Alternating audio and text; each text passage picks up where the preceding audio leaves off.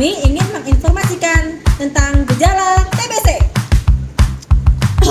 Batuk, sesak, demam, nafsu makan hilang, berat badan turun drastis, badan lemas.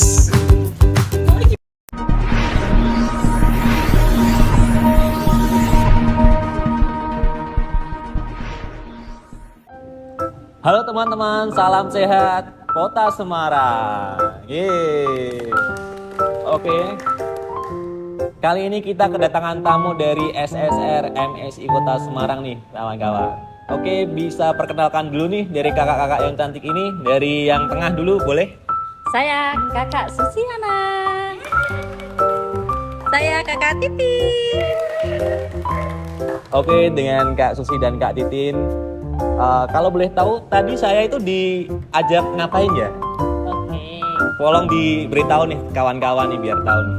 Oke, itu tadi salah satu gejala TBC. Gejala TBC. Iya, betul. Dari Bu Titin? Ya, itu adalah ciri-ciri beberapa gejala yang kita sebutkan itu gejala TBC yang dialami oleh orang yang menderita TBC yang terkena bakteri Mycobacterium tuberculosis.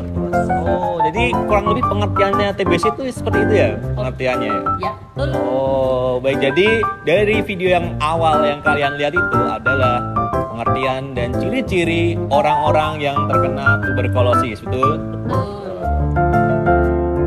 Oke nih, tadi kan kita sudah diberitahu tentang pengertian apa itu TBC ya. Nah, itu kan suatu penyakit yang mengerikan.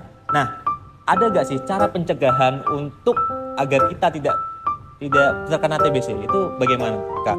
Ada yang bisa dibantu? Oh ya, yang pasti kita harus menjaga pola hidup bersih dan sehat, itu satu. Dan jika kita sedang batuk, itu lebih baik pakai masker, satu. Dan juga kita harus tahu etika batuk seperti apa. Jadi kita tidak boleh batuk pakai tangan seperti ini, kita harus ditutup seperti ini, atau menggunakan kerudung kita, atau pakai tisu seperti itu.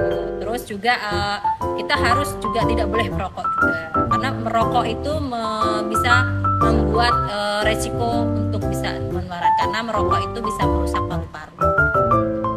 Itu salah satu. Oh, baik, ini jawaban yang sangat-sangat umum tapi sangat-sangat benar-benar efektif ya untuk diterapkan dan sangat mudah tentunya. Kawan-kawan, kalian harus terapkan, oke? Oke, tadi kan Kak Titin sudah bilang terkait dengan pencegahannya. Sekarang kalau kita sudah terkena TBC itu cara pengobatannya bagaimana ya? Dari Kak Susi, boleh? Oke. Awal kita terdiagnosis harus satu ke Vayankes untuk melaksanakan pengobatan.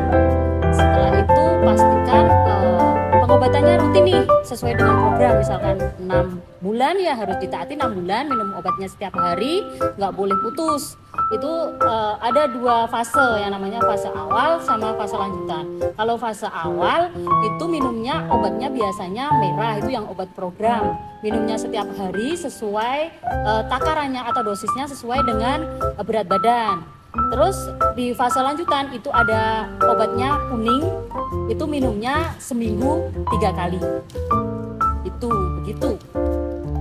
Untuk TBC sendiri itu semua bisa terkena ya, Kak? Bisa, semuanya bisa Sangat terkena. beresiko Ya. sekali. Semua dari tidak pandang bulu, miskin, kaya, cantik, jelek gitu ya. Terus juga dia gemuk, kurus, tua, muda, itu semua bisa terkena TBC. Dan perlu jadi catatan, terutama untuk penderita diabetes, nggak ada salahnya kok untuk periksa dahak walaupun tidak batuk, karena itu merupakan salah satu faktor risiko yang paling besar. Hampir di Kota Semarang 15% penderita diabetes itu terkena atau terkonfirmasi TBC. Baik, jawaban yang sangat-sangat lumayan panjang, tapi itu semua adalah tata cara untuk pencegahan TBC. Oke, penjelasan yang sangat bagus dari Kak Susi dan Kak Titin. Sekarang saya mau tanya nih, jika ada balita yang terpapar, itu cara pencegahannya bagaimana ya? Oke. boleh. Kalau ada balita terpapar tentu saja terpapar ya. Kalau terpapar berarti dia pengobatan mas tetap 6 bulan. Tetapi jika dalam satu rumah orang dewasa ada yang terkonfirmasi positif TBC, itu dalam rumahnya ada yang balita, itu harus menerima TPT. TPT itu adalah terapi pencegahan tuberkulosis. Dan itu nanti bisa dibawa ke pasienkes, balita tersebut akan di-scoring dulu. Nah, nanti selanjutnya akan diberikan obat TPT tersebut selama nanti pasienkesnya akan melakukan. Oke, jadi TPT itu nanti apabila diberikan sama balita ada 2 versi. Untuk usia 0 sampai 2 tahun itu pakainya yang PPINH, itu yang minum obatnya setiap hari selama 6 bulan. Tapi kalau untuk yang dewasa atau usia 5 tahun ke atas itu bisa menggunakan yang TPT 3HP, itu minumnya obat seminggu 1 kali selama 3 bulan, jadi cuma 12 kali minum. Wah, dari pertanyaan saya terjawab semua nih dari ibu-ibu kakak-kakak yang cantik ini. Terima kasih kakak Susi dan kakak Titin ya. Nah, itu dia adalah podcast ringan dari saya dan SSS Mentari Sehat Indonesia Kota Semarang ya. Boleh langsung kita closing Bu Susi, Kak Susi? Oke, cegah tuberkulosis melalui TPT. Oke, kita closing bareng-bareng ya. Cetos ya. Oke. Cetos, cegah, temukan, obati, sampai sembuh. Goodbye.